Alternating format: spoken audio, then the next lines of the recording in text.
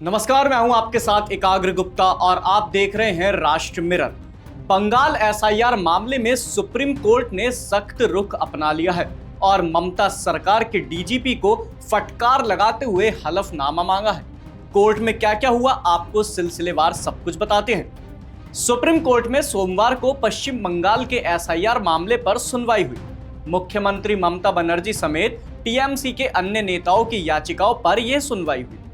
Supreme court ने पश्चिम बंगाल में दस्तावेजों की पड़ताल और फाइनल वोटर लिस्ट की समय सीमा को 1 हफ्ते बढ़ा दिया। पहले फाइनल वोटर लिस्ट जारी करने की डेडलाइन 14 फरवरी थी। सुप्रीम कोर्ट ने कहा कि पश्चिम बंगाल सरकार सुनिश्चित करे कि उसकी ओर से उपलब्ध कराए गए ग्रुप बी के अधिकारी कल शाम 5 बजे तक निर्वाचन अधिकारी को रिपोर्ट करें। ईसीआई चाहे तो अपने अधिकारियों की जगह इन अधिकारियों की सेवा ले सकता है। कोर्ट ने साफ किया कि माइक्रो ऑब्जर्वर या ग्रुप बी के अधिकारियों की भूमिका सिर्फ ईआरओ को सहयोग करने की रहेगी। वोटर लिस्ट पर अंतिम फैसला ईआरओ ही लेंगे। चुनाव आयोग की ओर से कोर्ट को शिकायत की गई कि ऑब्जेक्शन फॉर्म जलाने वाले लोगों के खिलाफ कोई एफआईआर अभी तक दर्ज नहीं की गई है। सुप्रीम कोर्ट ने इस पर राज्य के डीजीपी को कारण बताओ नोटिस जारी कर दिया। कोर्ट ने कहा कि डीजीपी हलफनामा दाखिल करें। वहीं सुनवाई के दौरान याचिकाकर्ताओं की ओर से वरिष्ठ अधिवक्ता चंद्रोदय सिंह ने कहा कि नोटिस के जवाब पर चर्चा होनी चाहिए। शुरुआत में वकीलों की दलीलों में तालमेल न होने से सीजेआई सूर्यकांत नाराज हो गए।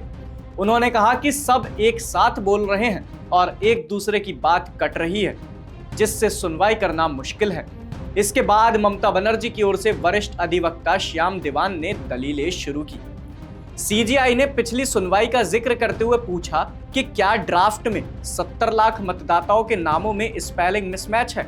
साथ ही मैन पावर की कमी के कारण चुनाव आयोग को माइक्रो ऑब्जर्वर्स लगाने पड़े थे। श्याम देवान ने जिस पर बताया कि राज्य सरकार ने 8,500 अधिकारियों की व्यवस्था कर ली है। सीजीआई ने चुनाव आयोग से पूछा कि क्या आपको इन अधिकारियों की सूची मिल गई। आयोग के वकील ने कहा कि अभी तक कोई नाम नहीं मिला है। सीजीआई ने टिप्पणी की 4 या 5 फरवरी को ही नाम भेजे जा सकते थे। दीवान ने कहा कि डेटा भेज दिया गया था और आयोग से पुष्टि मांगी गई थी, उसके बाद पूरा विवरण भेजा जाता। अब इस पर सीजीआई ने कहा कि राज्य सरकार को तुरंत सूची भेजनी चाहिए थी, कोर्ट के माध्यम से नहीं। वहीं वरिष्ठ अधिवक्ता अभिषेक मनु सिंघवी ने पश्चिम बंगाल सरकार की ओर से कहा कि आयोग ने कभी ग्रुप बी अधिकारियों की मांग नहीं की थी। यह सुझाव कोर्ट से आया था, इसलिए विवरण जुटाने में समय लगा। वहीं दीवान ने दोहराया कि सूची सौंप दी गई है, लेकिन आयोग ने इनकार किया। सीजीआई ने ईमेल चेक करने को कहा और पूछा कि क्या सूची में नाम, पदनाम, संपर्क और क्षेत्र दिए गए हैं। इस पर सिंघवी ने कहा कि ईमेल भेज दिया गया है और क्या इन अधिकारियों को जिला निर्वाचन अधिकारी के समक्ष रिपोर्ट करने के निर्देश दिए जाएं। उन्होंने कहा कि आयोग की मंजूरी के बाद नामों की सूची दी जाएगी। जोर दिया कि छोटी मोटी विसंगतियों के कारण बड़े पैमाने पर नाम नहीं हटाए जा सकते। अब इस पर सीजीआई ने पूछ लिया कि क्या पश्चिम बंगाल का कोई अधिकारी है जिससे सवाल किए जा सके।